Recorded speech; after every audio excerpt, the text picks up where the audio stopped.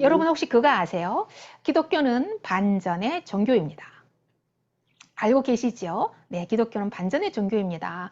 오늘 말씀에도 하나님의 백성에게 반전의 은혜가, 뜻밖의 반전의 은혜가 부어집니다. 이제 바벨론의 폭격을 받고 예루살렘은 아비규환이 돼가지고요, 폐허가 되어가고 있었습니다.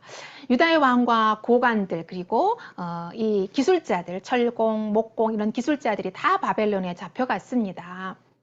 약 4,600명 정도가 잡혀갔는데요. 이 전쟁이 뭐 그냥 하루아침에 그냥 끝난 게 아니고 1년 만에 단기간에 끝난 것도 아니에요. 굉장히 길게 전쟁이 지속됐습니다. 그러다 보니까 1차, 2차, 3차에 거쳐서 이제 포로가 바벨론으로 잡혀갔는데 토탈 3차에 거쳐서 약 4,600명 정도의 포로가 붙잡혀 갔어요.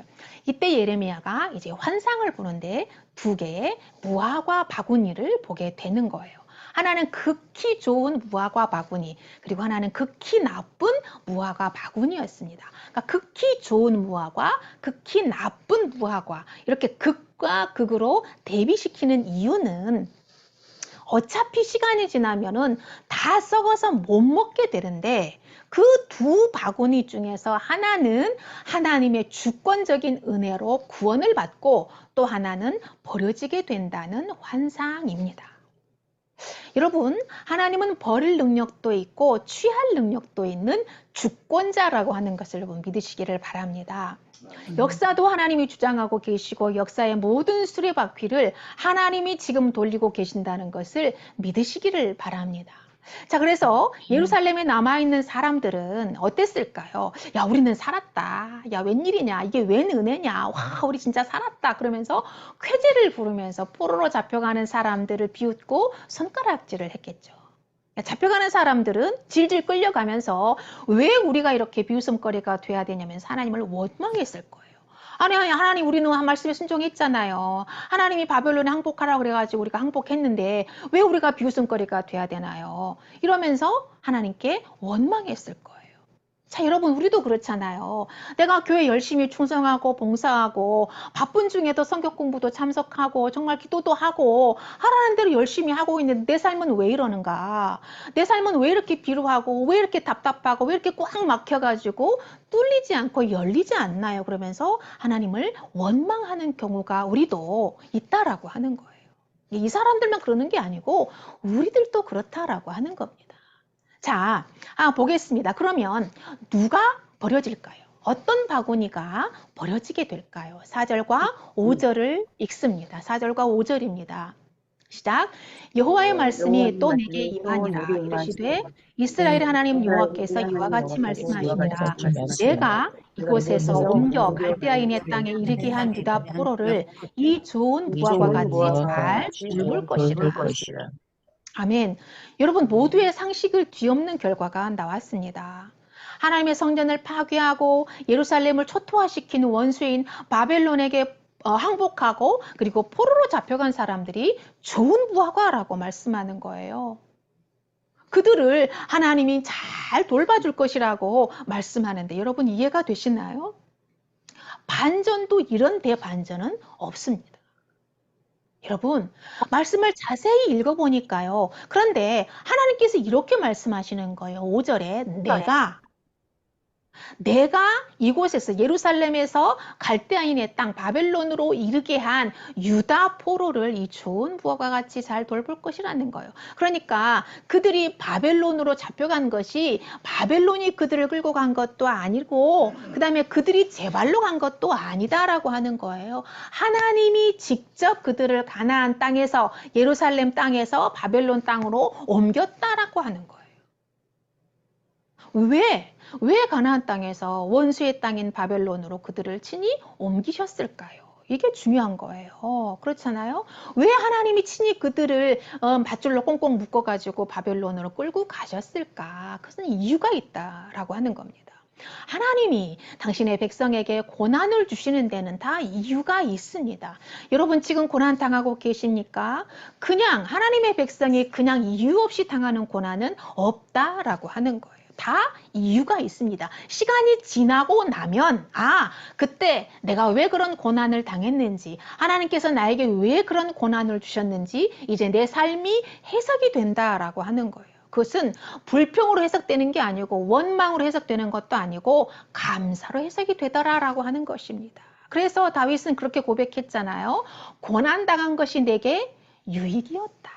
내가 그 고난을 통해서 주의 율례와 법도를 알게 되었다. 깨닫게 되고 해석되었다라고 그렇게 고백을 했습니다. 자, 그래서 하나님이 이 이스라엘 백성들을 바벨론 땅으로 포로로 끌고 간 데는 이유가 있었다라고 하는 거예요. 하나님은 유익하게 하시는 하나님이십니다.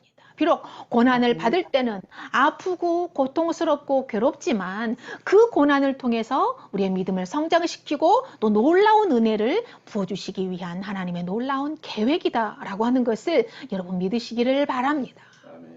자, 첫 번째, 하나님이 그들을 왜 바벨론 땅으로 끌고 가셨냐면 정체성을 회복하고 우상 중독을 끊기 위함이었습니다. 여러분 따라서 해봅시다. 정체성을 회복하고 정체성을 회복하고 우상 중독을 끊기 위함입니다. 우상 중독을 끊기 위함이다. 예, 어렵나요, 여러분? 네, 어려운 거 아니죠? 네, 여러분, 순종하지 않으면, 하나님께서 이렇게 말씀하셨어요. 너희가 순종하지 않으면 사람 막대기와 인생 채찍으로 너희를 치겠다라고 하나님 분명히 말씀했습니다. 뭐 하지 않으면요? 순종하지 않으면 사람 막대기와 인생 채찍으로 치겠다라고 말씀했습니다. 그러므로 바벨론은 제2의 두 번째 광야였다라고 하는 거예요. 첫 번째 광야는 시날 광야였고 두 번째 광야는 바벨론이었습니다. 그들은 이미 자기들의 정체성을 잃어버렸기 때문에 가나안 땅에 그대로 두면 절대로 회개하지 않고 절대로 하나님께 돌아오지 않을 것을 하나님은 알았어요. 그래서 가장 중요한 것은 그냥 놔두면 우상 중독을 끊을 수가 없었다라고 하는 거예요. 그들이 왜 하나님의 말씀을 듣지 않고 왜 하나님을 반역했다라고 했죠? 우상 중독에 빠져 있었기 때문에, 우상에 빠져 있었기 때문에 하나님의 말씀을 듣지도 않고 하나님을 반역했다라고 하는 거예요. 그러니까 가장 중요한 것은 우상 중독을 끊어야 돼요. 그래야 자기들의 정체성을 다시 회복할 수 있다라고 하는 것이죠. 그래서 우상 중독을 끊는 것이야말로 하나님의 백성으로서 정체성을 회복하는 가장 중요한 하드코어였다라고 하는 것이죠. 근데 신기하고 놀랍게도요, 바벨론에서 70년 동안 포로 생활을 하거든요. 70년 동안 포로 생활을 마치고 다시 이제 예루살렘 고향 땅으로 이제 돌아왔는데 어떻게 됐을까요? 그들이 다시 또 우상 숭배하고 우상 중독에 빠졌을까요? 아니에요. 놀라운 일이 벌어집니다. 70년 동안 바벨론 포로 생활을 마치고 돌아왔는데요. 그들은 우상 숭배, 우상 중독으로부터 완전히 벗어나 버려요. 그들이 예수님을 믿지는 않아요. 지금도 그들은 예수님을 믿지는 않지만 우상을 섬기는 일에 이제 놀랍게도 다시 일어나지 않았다라고 하는 거. 신기하고 놀라운 일이 벌어집니다.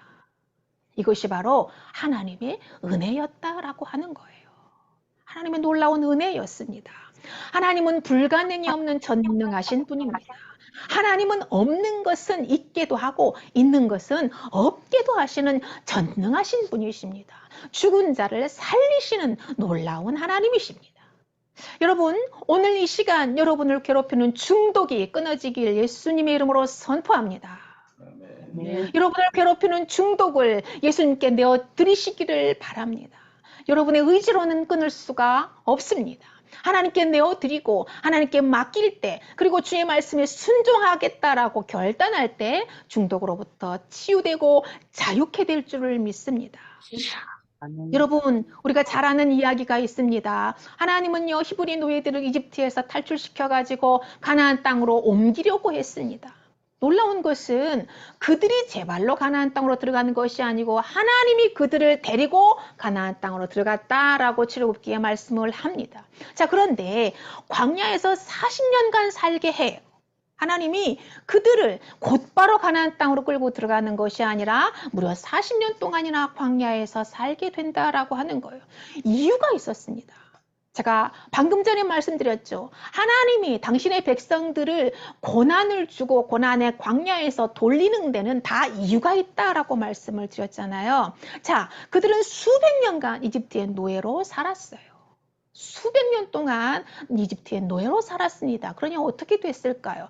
그들의 세포 하나하나에 노예 근성이 박혀 있었어요.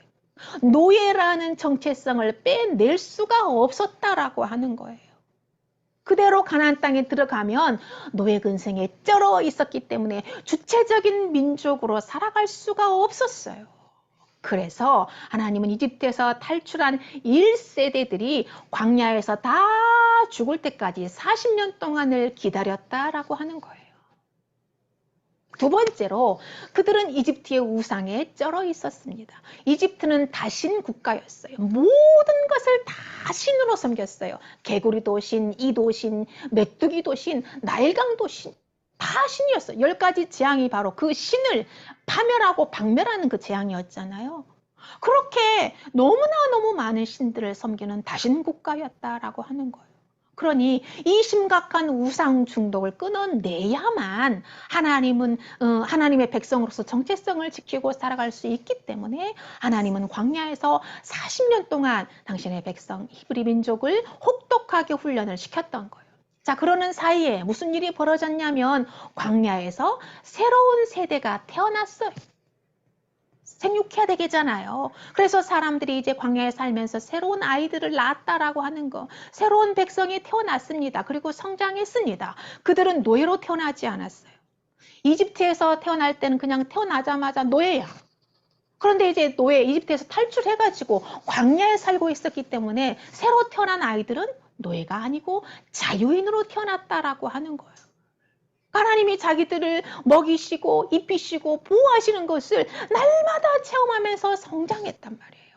그러니까 하나님이 이처럼 우리를 사랑한다라는 믿음과 확신이 확고하게 세워졌다라고 하는 것입니다. 그래서 이들은 광야에서 준비된 하나님의 군사였습니다. 그래서 이세들을 데리고 하나님이 가나안 땅으로 들어갔던 것입니다.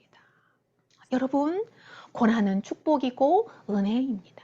우리가 말할 수 없는 고난의 수렁에 빠져 있어도 하나님의 은혜는 실로와 물처럼 우리의 삶을 휘감고 있습니다. 할렐루야. 여러분, 하나님은 우리를 군사로 부르셨습니다. 우리는 하나님 나라의 군사입니다. 군사가 정체성을 잃어버리고 일반인처럼 산다면 심각해지는 것입니다. 더 이상 군사가 아니에요. 다시 훈련소로 재입대시켜가지고 재훈련을 받아야 돼요. 재교육을 받아야 됩니다. 그곳이 어디냐면 바로 광야입니다. 광야입니다. 하나님은 하나님의 백성을 끝까지 놓지 않아요. 포기하지 않아요. 그러나 훈련하신다라고 하는 거예요. 그 광야로 보내서 훈련을 하시는데 광야에 내몰려서 죽도록 고생해도 하나님께 버림받은 것은 아닙니다. 하나님은 그곳에서 함께 울고 함께 아파하고 함께 고통당하십니다. 하나님은 유다를 바벨론의 포로로 끌고 가셨습니다. 그들만 고난받게 버린 것이 아니라 하나님이 함께 가셨다라고 하는 거예요. 여러분, 하나님은 우리가 평안할 때도 함께 하시고 고난받을 때도 함께 하십니다. 여러분이 광야에 있을 때도 그곳에 함께 하십니다. 하나님은 여러분을 한 번도 버린 적이 없습니다. 신실하신 하나님 여러분 믿으시기를 바랍니다. 사랑하는 성도 여러분 힘을 내시기를 바랍니다. 광야는 반드시 끝이 있습니다. 40년 끝이 있었고 바벨론 두 번째 광야에서도 70년 끝이 있었습니다. 정체성을 잠깐 잃어버렸다면 집 나간 정체성을 빨리 찾아오시기를 축복합니다. 그래야 여러분의 광야가 빨리 끝납니다. 훈련의 시간이 빨리 끝납니다. 여러분, 그리고 두 번째, 하나님은 포로로 끌려간 그들에게 반전의 은혜를 허락하셨어요. 말씀에 순종하는 자에게 반전의 은혜가 부어집니다. 여러분 따라해 봅시다. 말씀에 순종하는 자에게 반전의 은혜가 부어집니다. 말씀에 순종하는 자에게 반전의 은혜가 허락됩니다. 네, 5절부터 7절을 읽습니다. 5절부터 7절입니다. 시작. 이스라엘의 하나님 여호와께서 이와 같이 말씀하시니라. 내가 이곳에서 옮겨 갈대아의 내 땅에 이르게 한 유다 포로를 이 좋은 부하와 같이 잘 돌볼 것이라. 내가 그들을 돌보아 좋게 하여 다시 이 땅으로 인도하여 세우고 헐지 아니하며 심고 뽑지 아니하겠고, 내가 여호와인 줄 아는 마음을 그들에게 주어서 그들이 전심으로 내게 돌아오게 하리니 그들은 내 백성이 되겠고 나는 그들의 하나님이 되리라. 아멘. 자, 보세요. 주어가 누구입니까? 주어가 하나님이십니다. 주어가 하나님이에요. 내가 그들을 바벨론으로 끌고 가서 내가 그들을 이 좋은 무화과처럼 잘 돌볼 것이고, 내가 그들을 이 땅으로 다시 데리고 올 것이고, 내가 그들의 마음에 여호와인 줄 아는 마음을 심어줄 것이며, 내가 그들이 나에게 돌아오게 할 것이다.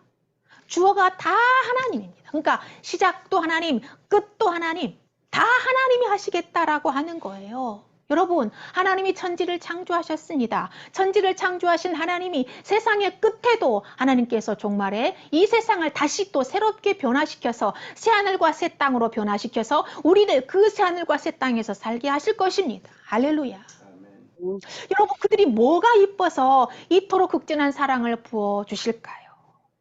죄 짓고 하나님 말도 듣지 않고 맨날 반역하고 맨날 우상한테 가서 절이나 하고 그렇게 정말 미운 짓은 골라서 했던 사람들이에요.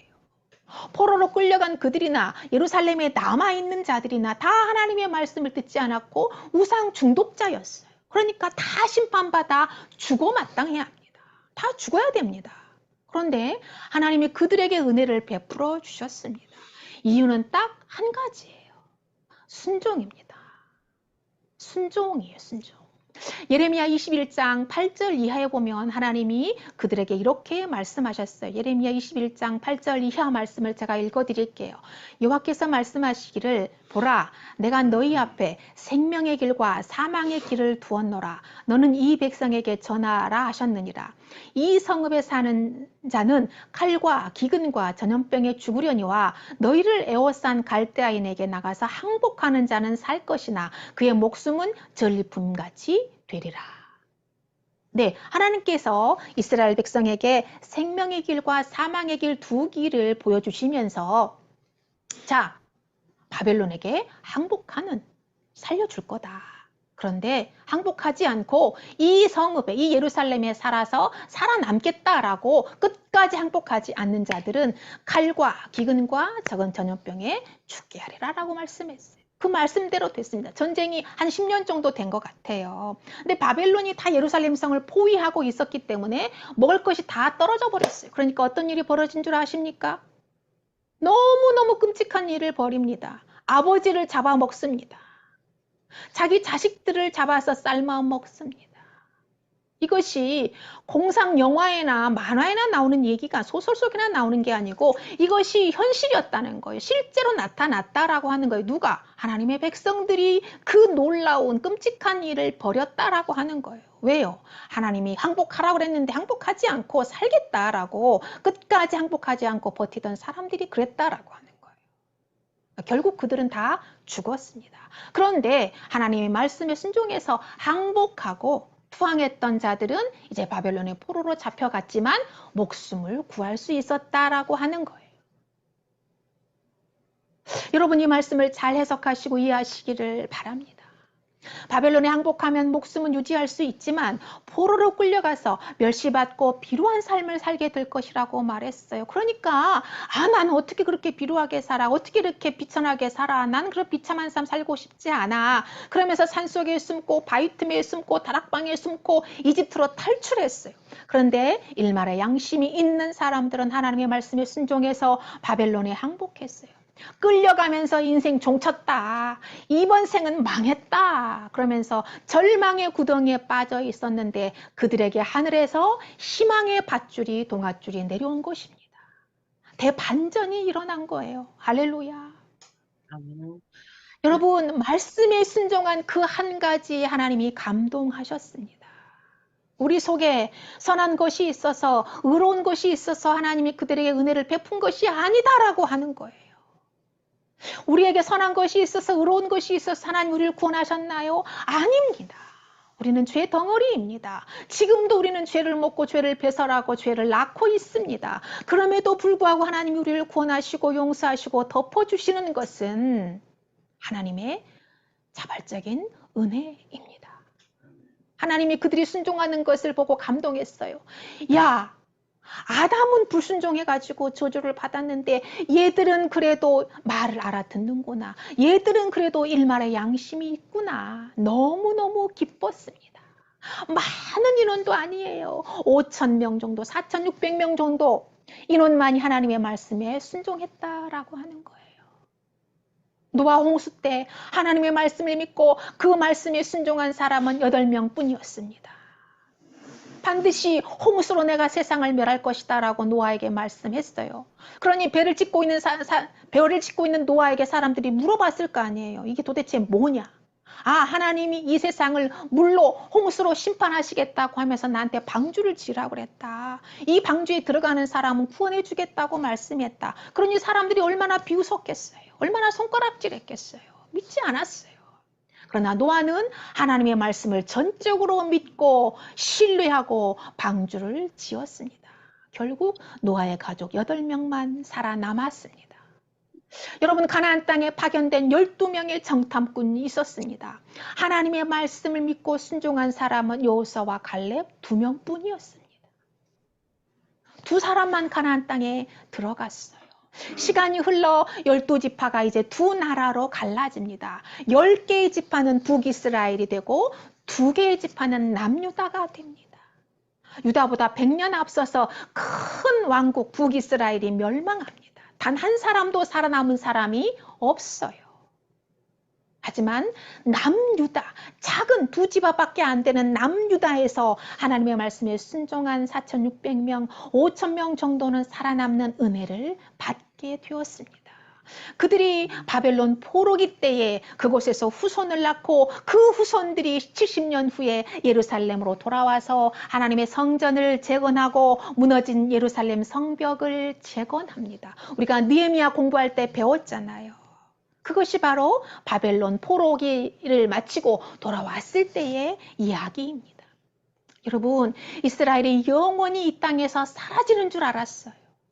모든 열강이 아이고 저 조그만한 나라에 이제 드디어 이 세상에서 없어지는구나 라고 생각했습니다. 하나님은 대반전을 일으키셨습니다. 하나님의 나라는 절대로 실패하지 않습니다.